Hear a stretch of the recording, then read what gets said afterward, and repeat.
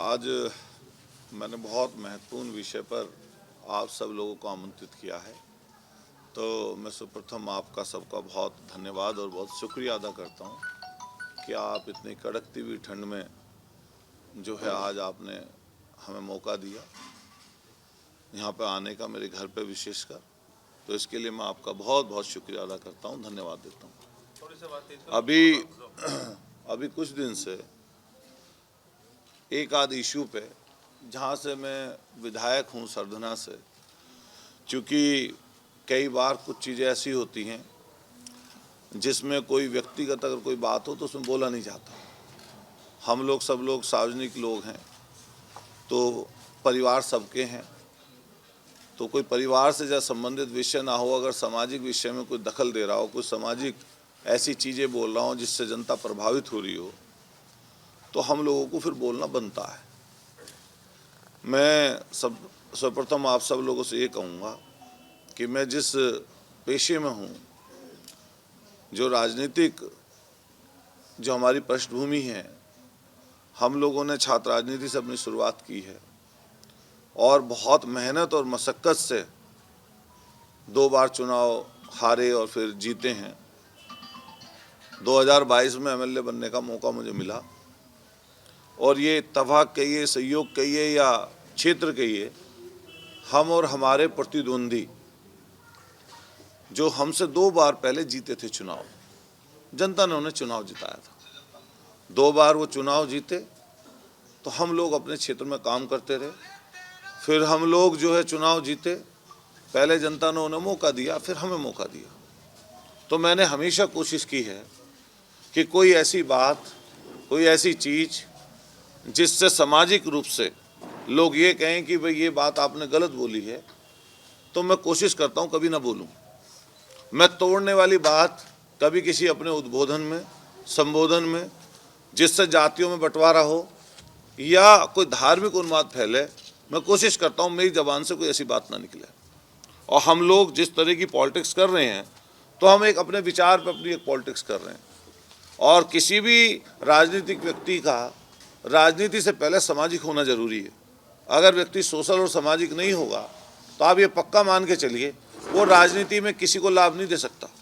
अगर मैं emotion less हो जाऊं, मेरे में भावनाएं ना रहे, तब भी मैं किसी की मदद नहीं कर पाऊंगा। इसलिए मैं कोशिश करता हूं कि जब कोई बात बोलूं तो उसमें सत्यता हो और वो सही चीज़ कही जाए। अभी पिछले दिनों काफ़ी विवाद चला कि कौन क्रिकेट खेलेगा, कौन नहीं खेलेगा। तो मेरा अपना इसमें एक तर्क है कि बहुत सारी चीज़ें ऐसी हैं, क्योंकि मैं जिस ओहदे पर, जिस पद पे हूँ, वो ऐसा पद ओहदा नहीं है जो सबसे लास्ट का पद और ओहदा है। मेरे बाद में मान लीजिए हम अपने दल की बात करें तो हमारे नेता हैं माननीय अखिलेश यादव जी, तो कई चीज़ें वो डिसाइड करते हैं पार्टी में, दल में, कि क्या बोलेंगे। स्टेट के लेवल पे, गठबंधन के लेवल पे, किसी और लेवल पे क्या फैसले होंगे वो अखिलेश जी करेंगे। लेकिन अगर लोकल लेवल पे कोई बात हो, मेरठ की कोई बात हो या मान लिया कोई जनता से जुड़ा हुआ विषय, उस पर हम लोग बोलेंगे। तो अभी पिछले दिनों हमारे खुद के क्षेत्र में दोराला में एक प्रोग्राम था, वो प्रोग्राम अच्छा था, उसके लिए हम नहीं बोलना चाहते। किसी गरीबों की मदद करना कोई गलत काम नहीं है, वो अच्छा काम है। लेकिन अलग अलग समय पे अलग अलग बातें बोलना, ये बहुत ख़राब बात है। मैं जब से यहाँ पर राजनीति में हूँ, चूँकि मैं एक ही दल की पॉलिटिक्स किया हूँ, एक ही दल में हूँ जब से राजनीति की शुरुआत की, आप सब लोग जानते हैं, छात्र राजनीति लेकर अब तक। और हमारे जो सामने जो हमारे प्रतिद्वंदी हैं, वो हमारे प्रतिद्वंदी इसलिए नहीं है कि हमारी कोई उनसे ज़मीन जायदाद की लड़ाई है या कोई हमारी उनसे कोई और किसी तरह की लड़ाई है। हमारी लड़ाई उनसे विचार की है। उनका विचार अलग है, हमारा विचार अलग है। हम उस विचार के आदमी नहीं हैं, लेकिन विचारों में भी कुछ नैतिकता होती है। कुछ जब आप मंच पे लोगों के सामने बोलो, सार्वजनिक कोई बात बोलो, तो उसमें कुछ सच्चाई होनी चाहिए या कुछ लॉजिक भी होना चाहिए। अभी पिछले दिनों आप लगातार देखते होंगे, उनके हमेशा जो बयान हैं वो विवादों से घिरे हुए रहते हैं। कभी वो किसी दल के नेता के लिए अपशब्द बोलते हैं, कभी किसी जाति और धर्म के नाम पर किसी के लिए अपशब्द बोलते हैं। हमेशा उनकी भाषा तोड़ने की होती है, जिसके हम लोग सख्त खिलाफ हैं। और पहले दिन से खिलाफ हैं। और मैं कहना चाहता हूं, चूंकि मैं सरना विधानसभा की पॉलिटिक्स कर रहा हूं, मैंने वो भी समय देखा इस सरना में जब वो बसपा से टिकट मांग रहे थे और लगभग टिकट उनका तय हो गया था 2007 के एमएलए का। आप पूछिएगा, जो मैं बात पूछूं आपसे कहूं अगर कोई गलत हो, वो टिकट नहीं हो पाया। तो वही शख्स 2009 में समाजवादी पार्टी से आप सब लोगों के सामने समाजवादी पार्टी के उम्मीदवार लोकसभा मुजफ्फरनगर के बने और 9 में वो चुनाव हार गए।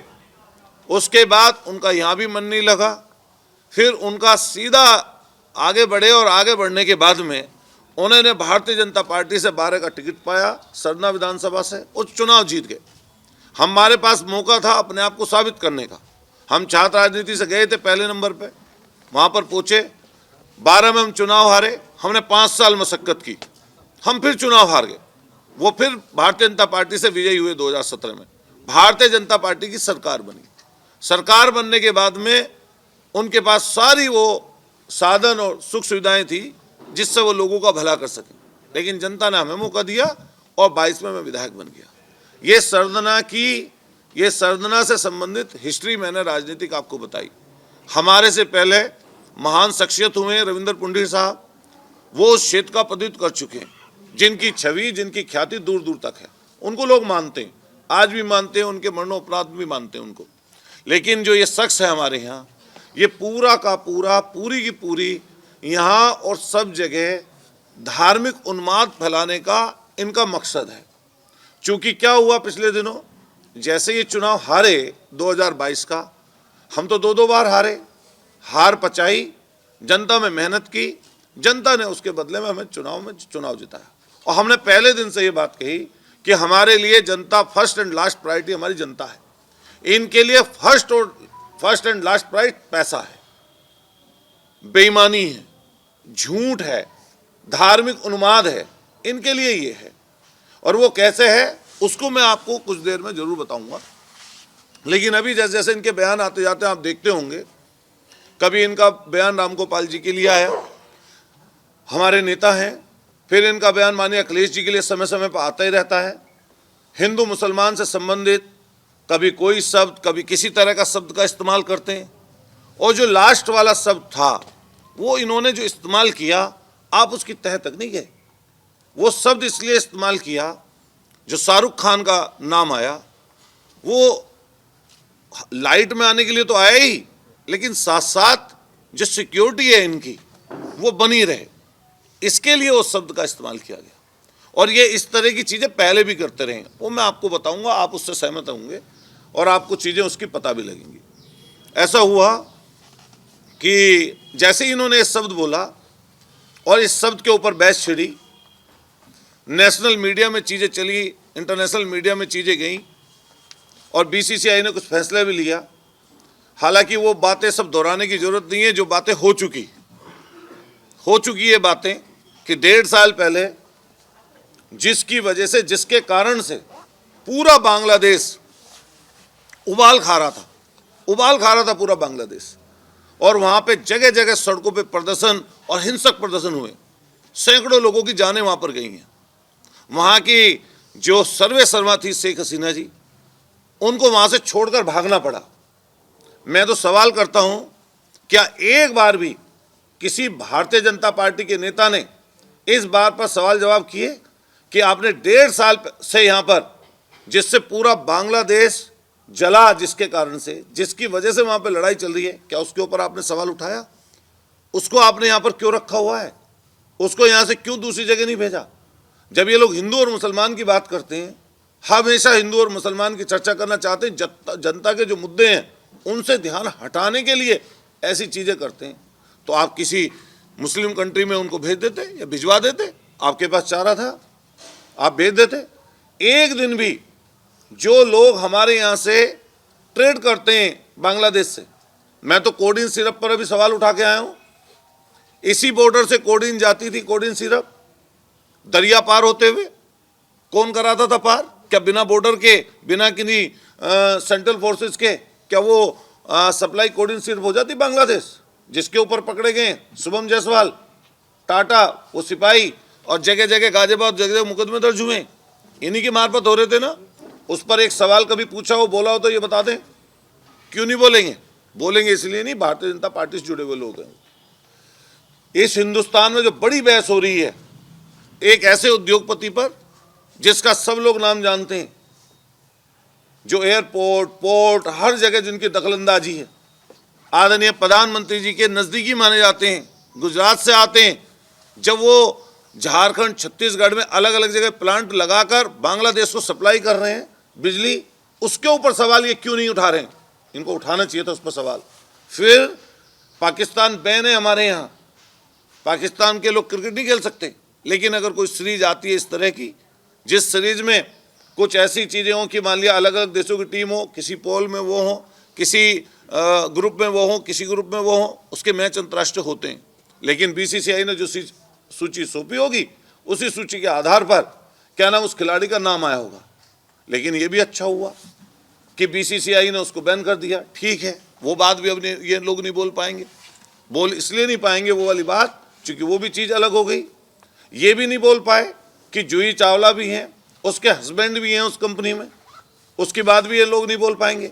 और फिर अगर प्रसन्न चिन्ह ये लोग जहीर खान पर उठाने लगे, जिसको माननीय मुख्यमंत्री जी ने अभी मुरादाबाद के खिलाड़ी को इनाम दिया है, अमरोहा के मोहम्मद शमी, उसके लिए ये लोग बोलने लगे। अगर ये लोग हमारे पठान बंधु के लिए बोलने लगे, तो आप तो सिर्फ और सिर्फ ये बात इसलिए बोल रहे हैं कि हिंदू और मुसलमान की आपको बात चलानी है। ये बात आगे बढ़ गई, चर्चा में आ गई, लेकिन अभी तक इनका एक बयान मध्य प्रदेश में दूषित पानी पीने से इंदौर में जो सफाई के क्षेत्र पहला नंबर है जिसका इंदौर का, उन 15 लोगों के बारे में नहीं बोलेंगे। यहाँ पर रोजाना लूट, हत्याएं, बलात्कार, दुष्कर्म, जगह जगह छिनेती तमाम घटनाएं होती हैं, उनके विषय में एक बार ये बोलना नहीं चाहते।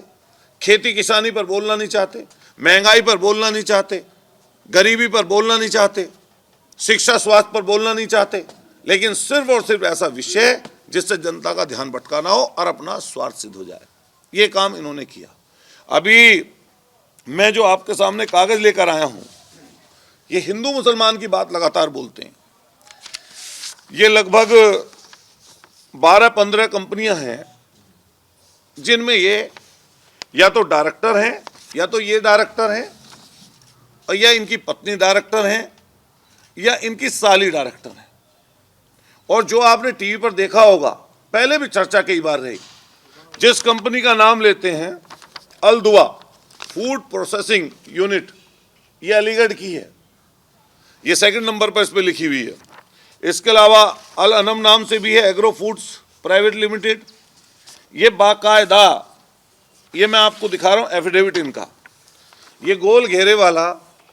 आप इनसे पूछिए कि ऐसा तो नहीं है कि आप नए नए हिंदू बने हैं, ऐसा तो नहीं है कि आपकी दोस्ती अभी जो हिंदू और मुसलमान के साथ आपके साथ पार्टनरशिप रही मोइन कुरैशी के साथ, क्या ये कालांतर में जो फिर पहले आप डायरेक्टर थे और फिर आने वाले समय पर आपकी साली उसमें डायरेक्टर रही और फिर आने वाले समय पर क्या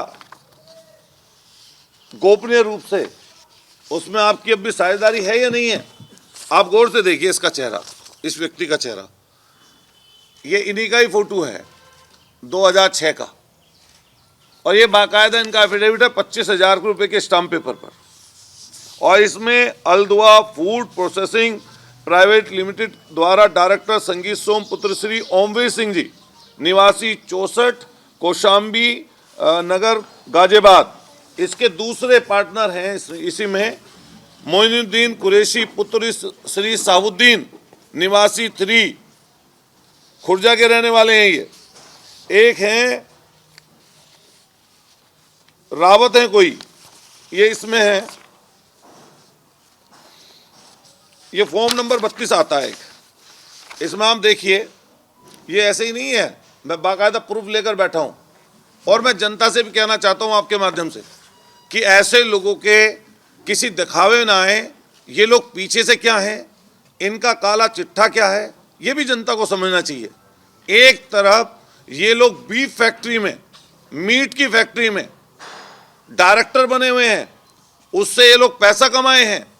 वहां पर जो पशुओं का कटान होता है, जिसमें 5,000 के लगभग ऊंट, बकरी, भैंस के कटान की अनुमति इन्होंने मांगी थी। अगर ये चीज गलत हो तो मैं आपके चैनल के माध्यम से कहना चाहता हूं कि जो मैं आज आपके सामने रख रहा हूं कि मेरे ऊपर जिनके लिए मैं बोल रहा हूं मानहानि का केस दर्ज करें अगर मेरी एक भी बात झूठ हो, और अगर सच है तो सबके सामने आकर स्वीकार करें कि कमेले में बीफ फैक्ट्री में इनका साझा रहा है और आज भी ये लोग कहीं ना कहीं उसमें संलिप्त हैं। न केवल एक फैक्ट्री बल्कि दूसरी फैक्ट्री का नाम मैंने आपको बताया। दूसरी फैक्ट्री का नाम है Al Anam agro food private limited, और ये पूरी मैं आपको सूची दूंगा जिन जिन फैक्ट्रियों में डायरेक्टर हैं। मैं आपके माध्यम से सरकार से मांग करना चाहता हूं, जो भारतीय जनता पार्टी की सरकार इस समय चल रही है, अगर दूध का दूध पानी का पानी करना चाहते हैं तो इनकी कुछ चीजें माननीय सुप्रीम कोर्ट के न्यायाधीश की अध्यक्षता में कोई कमेटी गठित हो जिससे इनकी अकूत संपत्ति, काली संपत्ति की भी जांच होना जरूरी है, और ये किस तरीके से जुटाई गई है इसके लिए भी ये जरूरी है। एक ये फॉर्म नंबर 1 आता है, सर्टिफिकेट ऑफ इंफॉर्मेशन इनकॉर्पोरेशन, तो ये अलदुआ फूड प्रोसेसिंग का है और ये इन्होंने ही ये कंपनी रजिस्टर की है। ये फॉर्म नंबर 1 है और ये इसका सर्टिफिकेट है, ये इन्हीं के नाम पर है। आप चाहें तो अभी नेट पर जाइए और ये सारी जानकारी जो मैं आपको बता रहा हूं, ये पूरी की पूरी जानकारी आपको इस समय पर नेट पर भी उपलब्ध मिल जाएगी। मैं आपके माध्यम से कहना चाहता हूं कि जनता भी समझे ये पर्दे के पीछे क्या कर रहे हैं और पर्दे के आगे इनका क्या काम है। एक कंपनी है, ये जिन जिन में डायरेक्टर हैं, ये उसकी है जुबा कोप करके। आप नेट पे अगर जाएंगे तो जुबा कोप करके आपको इनकी जो कंपनियां हैं संगीत सोम के नाम की, तो ये कंपनियों के बारे में आपको साफ स्पष्ट आपके माध्यम से फिर मैं क्लियर कर दूं कि जनता जिससे गुमराह ना हो, ये जुबा कोप करके है।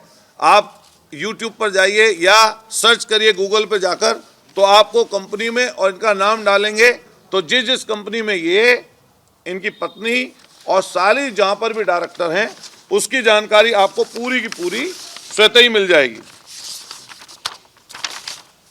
एक कंपनी है इनकी तेजस ऑयल के नाम से। ये तेजस ऑयल जो कंपनी है इसमें भी ये खुद डायरेक्टर हैं। इनमें मुझे नहीं पता सोनी इनके घर में साली है या सिमरन नाम है इनकी वाइफ का, तो लेकिन ये सोनी ठाकुर हैं, शायद साली लगती हैं इनकी। तो ये जो तेजस कंपनी है, तेजस ऑयल कंपनी प्राइवेट लिमिटेड है, ये आप कंपनी पूछें वैसे तो लगेगा कि ऑयल की कंपनी है कि ऑयल कंपनी है, लेकिन इसके अगर अंदर जाकर आप देखेंगे तो ये जैसे प्रोसेसिंग करते हैं, प्रोसेसिंग करने की जो यूनिट लगती है उस तरह की ये कंपनी है जिसमें प्रोविज़न है मीट रखने का प्रोविज़न, कि उसको पैक करके कैसे मीट को सप्लाई किया जाए उसके लिए है। ये इस पे है, आप देखेंगे जुबा क्यूब में जाकर इसका आपको पता लग जाए। मतलब सारे धंधे हैं, मीट को स्लेटर हाउस भी रहा है, उसके अलावा फ्रीजन जो फ्रीज कर देते हैं मीट को, उसकी जो कंपनी होती है वो है ये तेजस ऑयल कंपनी, और मैं इसका भी कागज़ आपको उपलब्ध करा दूंगा। इसमें processing and provision of meat fish, इसमें लिख रहा है मीट और फिश को भी रख सकते हैं, मछली का भी काम है। इसके अलावा फ्रूट और वेजिटेबल्स और ऑयल्स अलग हैं। इसमें नाम साफ साफ लिखा हुआ है इधर, director of Tejas oil company private limited R Soni Thakur, Amit Kumar and Sangeet Som. ये इसमें भी है। मैं आप सब लोग मेरठ के रहने वाले हैं, मुझे भी आप अच्छी तरह जान रहे हैं, उनको भी अच्छी तरह जान रहे हैं, लेकिन शायद ये सच्चाई आपको पहले कभी ना पता चली है। और ये आपको ये कहने की जरूरत नहीं है जब उनसे सवाल पूछें, ये मैं जो कागज दूंगा इन कागज के आधार पर आप उनसे पूछिए कि अतुल प्रधान ने जो प्रेस कॉन्फ्रेंस करके जो हमें कागज दिए हैं, अगर वो गलत हैं तो बताइए, और अगर सही है तो वो सही है। फिर उसको ज़्यादा जो मंच पर चढ़कर हिंदू मुसलमान आप बोलते हो हर दिन, वो बोलने लायक आप नहीं हो। बिल्टेक प्राइवेट कंपनी है, ये ब्लूमिंग जो बिल्टेक प्राइवेट लिमिटेड है, इसका भी यही काम है, मीट और फिश, इसका भी यही काम है। सोचो आगे क्या और पीछे क्या, ये समझने की जरूरत है। आप सब लोग जितने यहाँ बैठे हैं, किसी ना किसी हम लोग धर्म में मान्यता रखते हैं अपनी। मान लिया हम लोग हिंदू धर्म से हैं, कोई यहाँ पे बैठा होगा मुस्लिम भी भाई हो सकता है, कोई क्रिश्चियन हो सकता है, कोई जैनी हो सकता है, बुद्धिस्ट हो सकता है, कोई जाति के अलग अलग लोग हो सकते हैं हम लोग। लेकिन अगर मैं मंच पर चढ़कर तो बड़ी बड़ी बात बोलूं, झूठ और सच बोलूं, ऐसी बात बोलूं जिससे जनता का तो कोई फायदा ना हो बल्कि अलगाव हो, और पीछे से ऐसे धंधे करूं जिस धंधे में पूरी तुम्हारी पोल खुलती हो, तो ये वो धंधे हैं इनके।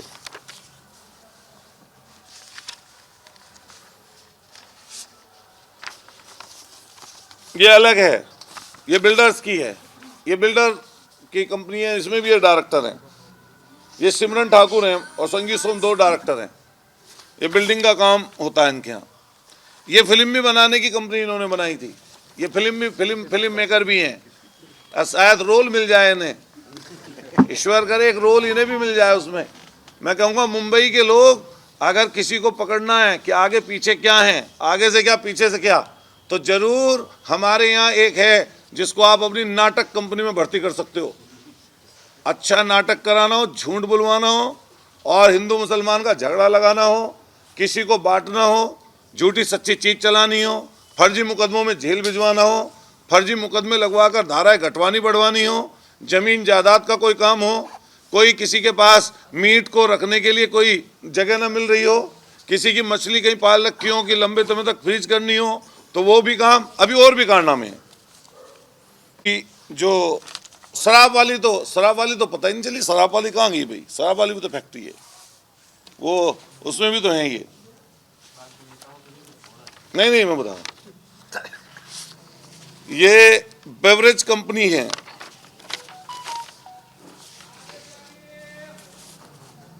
ये यमुना ब्रेवरेज पोंटा साहिब में है, शराब की फैक्ट्री। शराब, मीट, मछली, बीफ, भैंस कटान, बकरी कटान की परमिशन, ऊंट कटने की परमिशन। अच्छे हिंदूवादी हो तुम भाई, बहुत तकड़े हिंदूवादी हो।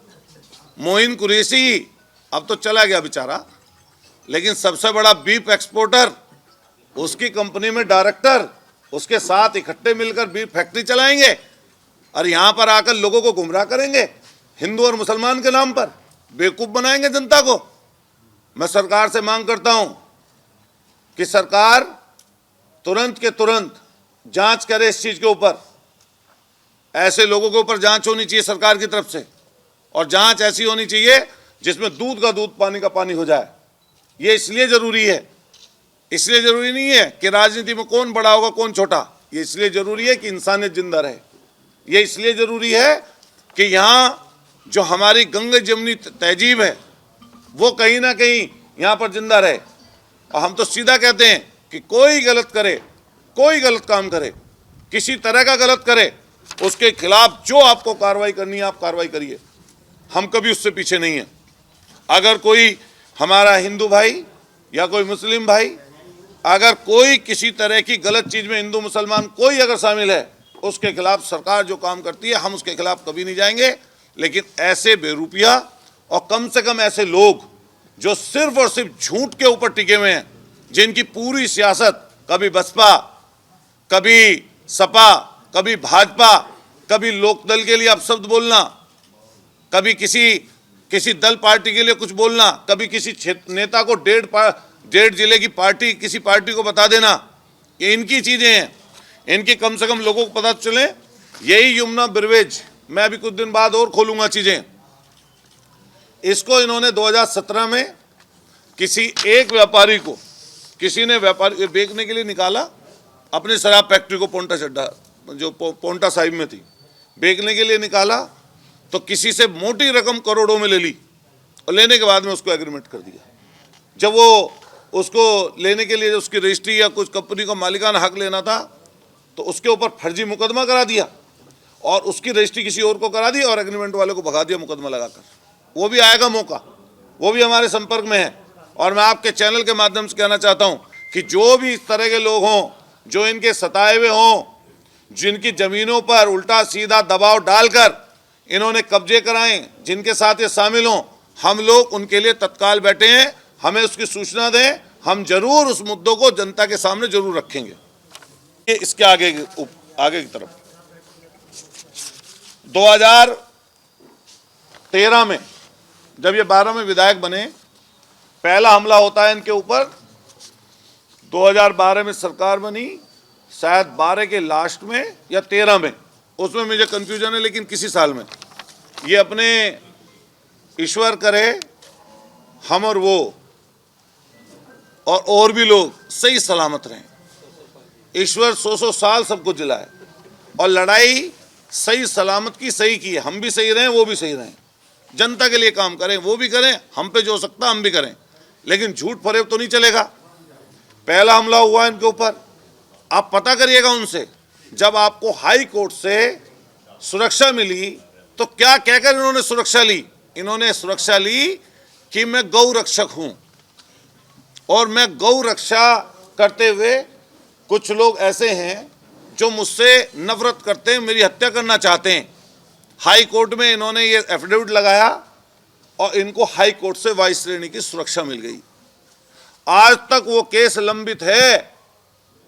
मैं इनसे कहना चाहता हूं आपके माध्यम से, आपको बताएं कि जो वो सुरक्षा जिस समय हाई कोर्ट से मिली थी, जो आपके ऊपर गोली चली थी पहले नंबर पर, उसमें आज तक उस केस में क्या हुआ, उसके लिए श्वेत पत्र जारी करके जरूर बताएं इस चीज को कि भाई आप बताओ ये चीज कि जो पहले आपके ऊपर जो वाइस श्रेणी सुरक्षा जिसकी वजह से मिली थी, उस केस में क्या हुआ, बता नहीं पाएंगे।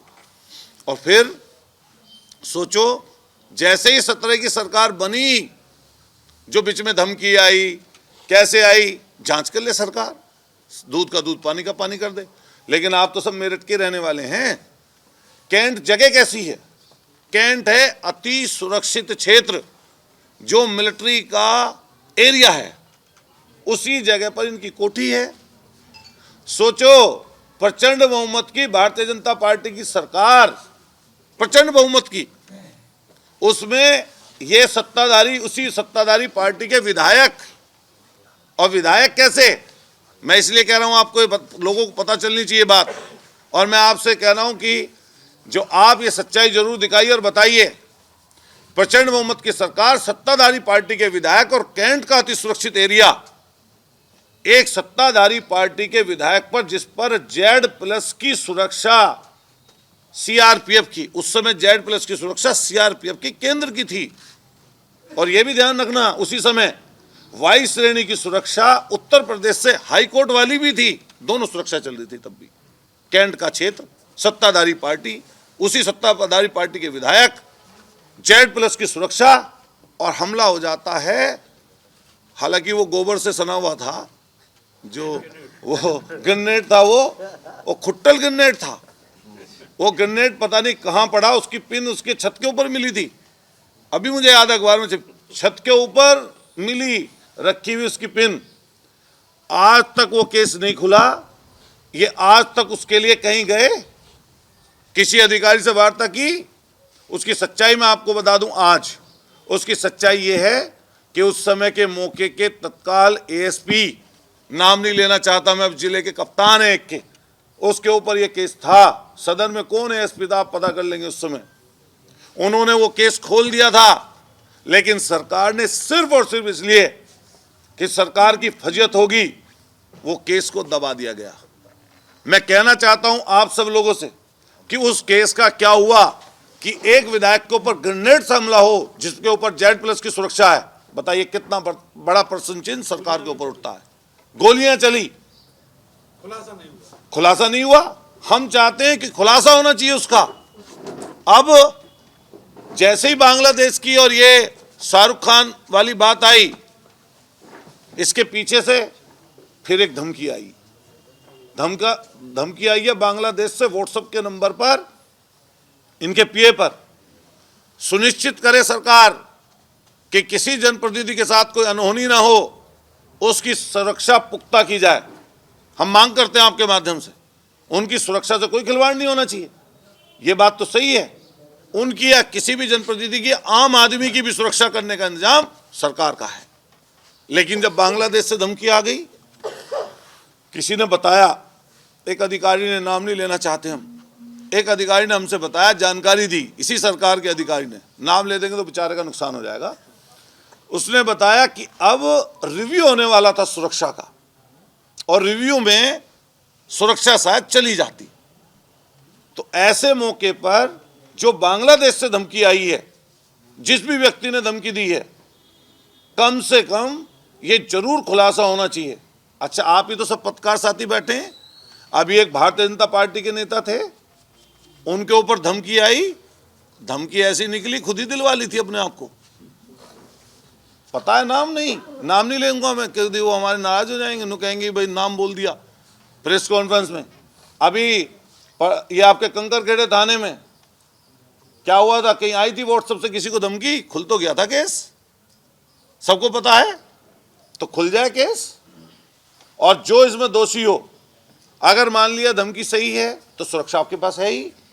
और सुरक्षा के लिए और हम कहना चाहते हैं, आम आदमी, किसी को किल्लत है रोटी की, किसी को किल्लत है रोजगार की, किसी की फसल की दाम नहीं मिल रहा, आलू बिक रहा है सड़कों पे, एक तरीके इतना सस्ता है, इतनी बुरी हालत है। आप सब लोग बैठे हैं, अपने बच्चों को पाल रहे हैं, किसी तरह अपनी मेहनत से काम चला रहे हैं। एक आदमी के ऊपर 11 साल में, सोचो आप, 11 साल में 66 करोड़ रुपया, 132 महीने सुरक्षा रही है इनके पास, लगभग 66 करोड़ रुपया सिर्फ इनकी सुरक्षा पे खर्च कर दिया सरकार ने। तब भी खतरा है। मुझे पता चला अभी कि आज इस समय मौके पर भी 2 सुरक्षाएं हैं। केंद्र ने Z+ काटी तो यूपी से Z मिल गई, वाई केंद्र की है। आज ही जाइए, अगर मेरी बात गलत हो तो वाई श्रेणी की सुरक्षा CRPF की, उनके साथ केंद्र की है इस समय मौके पे। और दूसरा नंबर जो उत्तर प्रदेश से सुरक्षा है वो है Z की। उत्तर प्रदेश में 10 लोगों के पास Z श्रेणी की सुरक्षा है कुल, और Z+ की जो सुरक्षा है उसमें माननीय मुख्यमंत्री जी, माननीय अखिलेश यादव जी, माननीय राजनाथ सिंह जी, विनय कटियार जी, ब्रिजेश नहीं आपके केशव प्रसाद मौर्य जी, दिनेश आपके जो पूर्व दिनेश शर्मा जी, और इनको लगा के 12 लोगों के पास सुरक्षा है Z+ की। और इनके बाद Z की उत्तर प्रदेश सुरक्षा है, वो मात्र 10 लोगों के पास है। इस उत्तर प्रदेश की आबादी है 25 करोड़। रोजाना लोग, जिनकी लोगों की हत्याएं हो जाती हैं, वो एक एक गनर के लिए मारे मारे घूमते रहते हैं कि हमारी हत्या हो जाएगी, और बदमाश चेतावनी देकर, धमकी देकर उनकी हत्याएं कर देते हैं। उनको एक गनर नहीं मिल पाता। उसकी सुरक्षा की जिम्मेदारी सरकार की है। लेकिन ये वहां से पता है कितने कांस्टेबल और दरोगा हैं? 37, 3 दरोगा, 34 सिपाही, गारद घर की अलग, सरदने की गारद अलग, मेरठ की गारद अलग, कौशाम्बी की गारद अलग, 2 पुलिस की गाड़ियां सरकारी खर्चे पर पुलिस लाइन से सुबह तेल भरकर, जनता के पैसे की गाड़ी कमाई को लेकर इनको चलती हैं सुबह ही तेल भर के। और तेल अगर कहीं पर कम पड़ जाए घूमने में तो वहीं पर सरकारी पैसे से दोबारा खर्चे तेल भरा जाएगा, पर्ची बनकर सरकार उसका खर्च करेगी। 34 सिपाही और 4 दरोगा इनके साथ हैं। 2 सरकारी गाड़ियां तेल भर के बिल्कुल फर्स्ट क्लास, अगर खराब होगी तो दूसरी आ जाएगी। और तीसरी गाड़ी जिस थाना क्षेत्र से जाएंगे उसमें वायरलेस हो जाएगा, जानकारी दे देंगे। तीसरी गाड़ी सरकार की, वो मुहैया होती है। अब आप बताओ आम आदमी कहां जाए भाई? 66 करोड़ रुपया कैसा दिखावा है भाई ये? कोई बताए इस चीज को। और मैं फिर कहना चाहता हूं, इनकी पूरी सुरक्षा की जिम्मेदारी या किसी की भी सुरक्षा की जिम्मेदारी सरकार की है। सरकार को वो सुरक्षा करनी चाहिए, लेकिन ये चीज नहीं चलेगी। हमला हो जाता है विधायक के ऊपर और आज तक केस खत्म नहीं हुआ। ग्रेनेड से हमला हो गया विधायक के ऊपर, आज तक केस को कुछ पता नहीं चला। बीच बीच में धमकी आई अलग अलग जगह की। एक कलेक्टर थे यहाँ के उस समय 2017 से 20 तक, नाम बेचारों का निकल गया, गोरखपुर के कमिश्नर हैं, नाम नहीं लेना चाहिए अधिकारी का।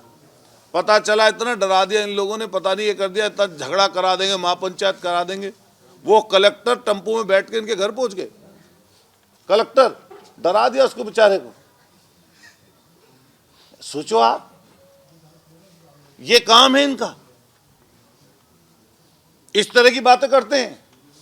मैं वहां का मौजूदा विधायक हूं, मुझे सरदने की महान जनता ने, गरीबों ने, किसानों ने, हमारे मेहनत और पसीना जो निकला हमारा, उसके बदौलत जनता ने हमें वहां पर विधायक बनाया। और अगर चीजें खुलने पर आ जाएं तो दोराला और आसपास में जमीनें बहुत महंगी हैं। अगर खुलने पे जब बात आएगी, अगर सरकार खोलना चाहे तो सारी चीज खोल सकती है। और मैं आपके चैनल के माध्यम से बहुत जिम्मेदारी के साथ कहना चाहता हूं, अतुल प्रधान भी उस क्षेत्र से विधायक है, महान जनता ने अतुल प्रधान को विधायक बनाया। मेरी भी जांच करवाइए। अगर मेरे पास कोई अवैध संपत्ति, अवैध तरीके का कोई काम है तो तत्काल सरकार उसको सीज कर दे। अगर आय से ज़्यादा मेरे पास कोई ऐसी चीज़ है जिसमें ये लगे कि अतुल प्रधान किसी ज़मीन के काम में, किसी खनन के काम में, किसी फैक्ट्री के काम में, किसी तरह के गलत काम में इन्वॉल्व है, तो सरकार मेरे ऊपर भी कार्रवाई करे। लेकिन अगर एक जिम्मेदार पद पर होने के नाते, जो लगभग 4 करोड़ महान जनता सरदना की ने अतुल प्रधान को विधायक बनाया है, तो मैं जनता को सच्चाई बताकर रहूंगा, सच्चाई से जनता का सामना कराऊंगा। और आप चैनलों के माध्यम से आज मैं आपसे सब चीज़ें मैंने आपके सामने रखी हैं। अभी 5, 7, 10 दिन बाद कुछ और चीज़ें मुझे अगर मिलेंगी तो मैं उनको भी आपके सामने लाकर जरूर पेश करूंगा। बस इतना ही कहूँगा, आपसे हाथ जोड़कर मेरी विनती है, सभी जो पत्रकार साथी हैं, सभी जो चैनल हैं, कि ऐसे व्यक्ति से जब आप वार्ता करो तो ये जरूर बात करो कि आप जब मंचों पर चढ़कर बड़ी बड़ी बात बोलते हैं तो तुम्हारे जो काले कारनामे, जो काले सच्चाइयां हैं, उनका भी कम से कम पर्दा खुलेगा, जरूर पर्दाफाश होगा। और आप भी सवाल करिए उनसे। जो मैंने चीज़ बताई हैं, अब मैं आपको पूरी कॉपी उपलब्ध करा दूंगा। मैं आपको पूरी नहीं, बेटे के नाम की नहीं बोलेंगे, बेटे के नाम की कंपनी है, उसके बच्चे हैं, मान लिया कंपनी को चला। संगीत सॉन्ग को लेकर क्या जांच होनी चाहिए, पहला सवाल। दूसरा सवाल, शाहरुख खान को लेकर के आप क्या सोचते हैं। तीसरा सवाल, बीसीसीआई के निर्देश, पहले एक सवाल का जवाब ले लो। बीसीसीआई के निर्देश पर केकेआर से रहमान को बाहर निकाला गया, इसको लेकर आप क्या कहेंगे। मैं पहले नंबर की बात का जवाब दे दूं। पहला सवाल आपका यही तो था, कंपनियों को लेकर। मैं कहता हूं कि जब ईडी, इनकम टैक्स, तमाम तरह के छापे डल रहे हैं तो जांच होनी चाहिए। और मैं तो दूसरी चीज़ कह रहा हूं, इनकी भी जांच होनी चाहिए। और हम भी 3 बार से पॉलिटिक्स कर रहे हैं, हमारी भी जांच उन्हें करनी चाहिए। दोनों की जांच कर लें और जो सही चीज़ है वो कर दें।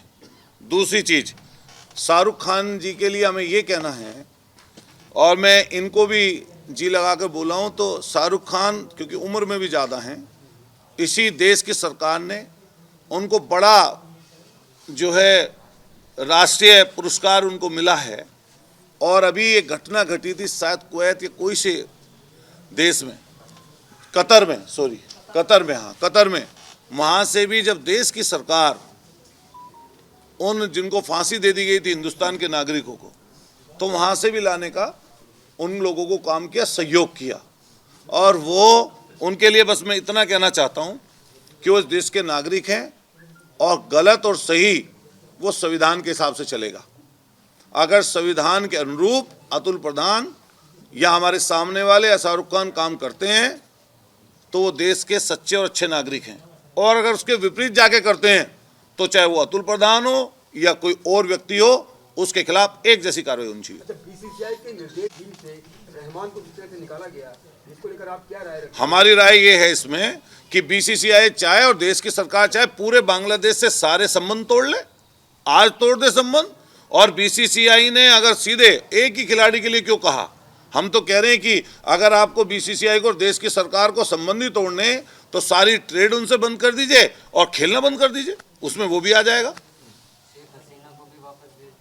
नहीं, शेख हसीना जी को तो क्योंकि हमारे से उम्र में ज़्यादा हैं, एक देश की राष्ट्रीय अध्यक्ष थी, जब उनकी वजह से हमारे ऊपर सवाल उठ रहे हों तो हालांकि वो मेरे हाथ में नहीं है, वो देश की सरकार तय करेगी, लेकिन जो लड़ाइयाँ हो रही हैं अभी एक वो हैं हमारे अभी मुक्तेश्वरानंद जी, उन्होंने नहीं बोली ये चीज़ कि उन्होंने क्यों रखा हुआ है, वो तो धर्मगुरु हैं, उन्होंने बोली ये वाली बात जो उनसे आप बोल रहे हैं।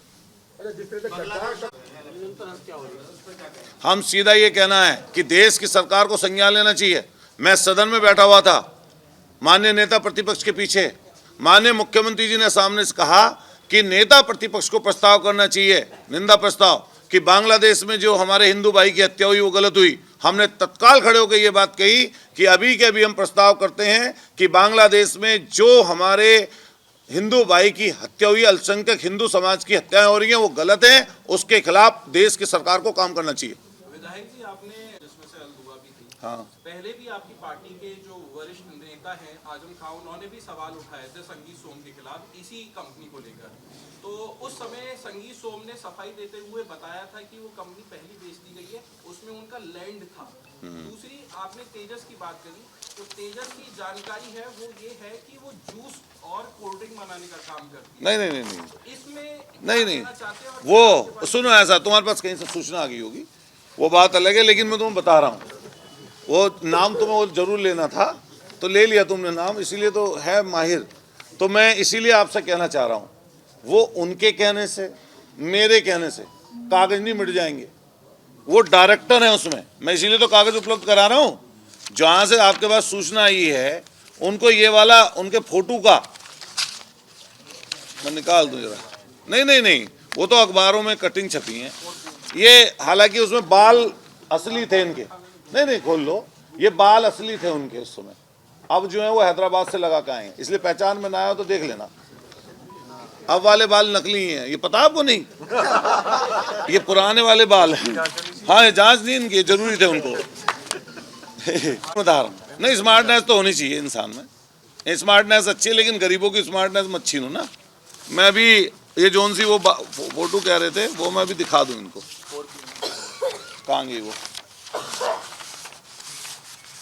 ये रे, ये तो बहुत सारे अखबारों ने छापा है, लेकिन आज तो एनम का पता लग गया ना, यमुना बेवरेज का पता लग गया।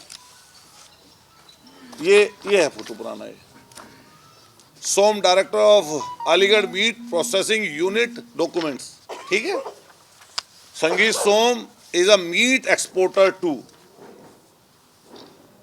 ये आपके ही भाई बंधु ने छापा होगा, मुझे तो मिला है, ये भी आपके किसी भाई बंधु ने छापा। एक नहीं 2 मीट फैक्ट्रियों में डायरेक्टर है संगीत सोम, भेज देना उसके पास। हाँ, ये कैसे हो जाएगा, ये अमर उजाला की कटिंग है भाई, देखो अलीगढ़ से छपी है खबर, दैनिक जागरण की भी दिखा दूंगा, उसकी दिखा दूंगा। ये तो ये, हाँ देखिए, ये लेकिन फोटो पुराना है, ये वाला फोटो पुराना है, ये बाल इसमें ये असली वाले हैं। 5 साल सोम ने किया मीट का कारोबार, ये वही है जिनको तुम सुनना चाह रहे थे।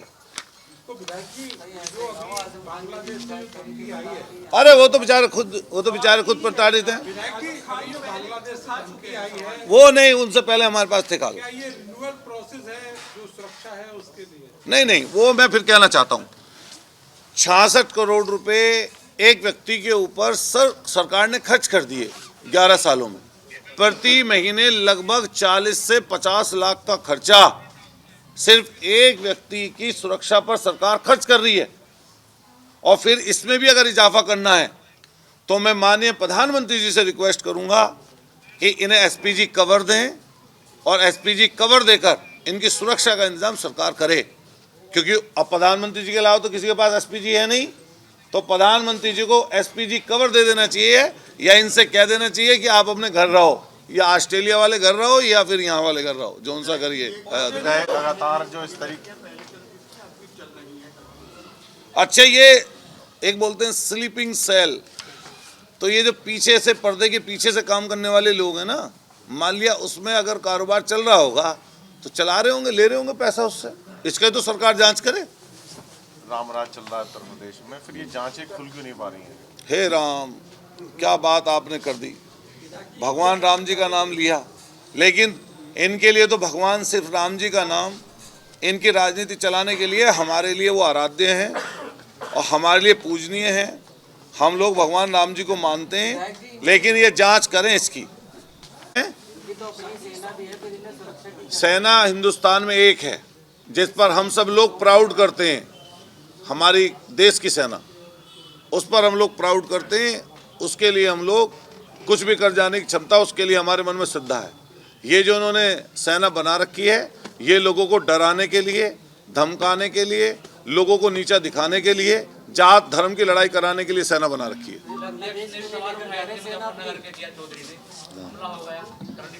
हाँ, हमारा सीधा एक कहना है, हम किसी पर जब आरोप प्रत्यारोप की बात कर रहे हैं तो मैं प्रूफ के साथ बैठा हूँ, तो मैं उनका राजनीतिक रूप से उनकी विचारधारा अलग है, मेरी विचारधारा अलग है, तो मैं जो कोई बात कहूँगा फैक्ट के साथ कहूँगा।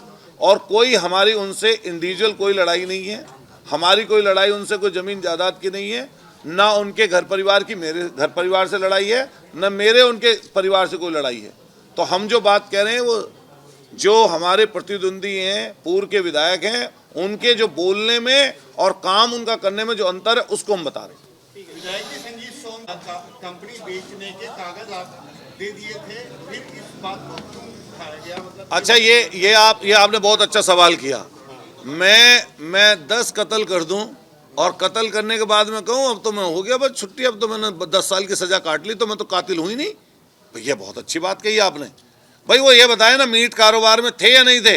अगर मीट कारोबार में थे या अब भी पीछे से हैं, या उनकी शराब फैक्ट्री है, या मीट रखने की, फिश रखने की फैक्ट्री है, तो उसके बारे में खुद साफ करें ना, क्या था।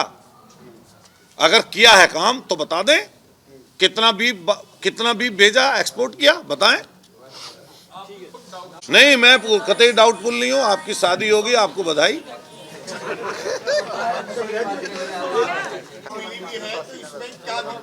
हमें कोई दिक्कत, हम कह रहे हैं सुरक्षा उनकी बढ़ाई जानी चाहिए, और लेकिन जांच होनी चाहिए जो धमकी उन्हें मिली है, और जो पुराने केस हैं वो खुलने चाहिए। वो जो पुराने जो गोबर से सना हुआ जो ग्रेनेड पड़ा था उनके घर पे, वो खुलना चाहिए।